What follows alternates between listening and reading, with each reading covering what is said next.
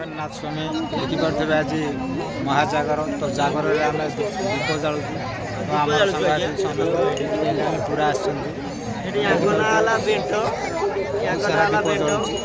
ତ ଯେଉଁମାନଙ୍କର ମାନସିକ ଅଛି ତ ମାନସିକ କରୁଛନ୍ତି ତ ବହୁତ ଏ ବର୍ଷ ବହୁତ ଭିଡ଼ ଲାଗିଛି ତ ଦେଖିପାରୁଛୁ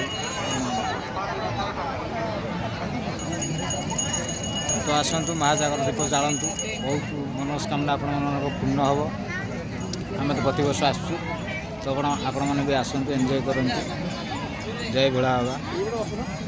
ପିଲାମାନେ ଦେଖିବେ ତୁମ ଦୀପମାନେ ଆପଣମାନେ ଆସନ୍ତୁ ଜାଳନ୍ତୁ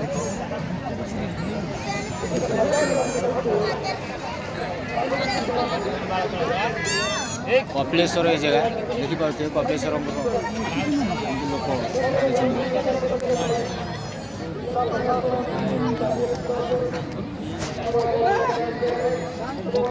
ଦେଖିପାରୁଥିବେ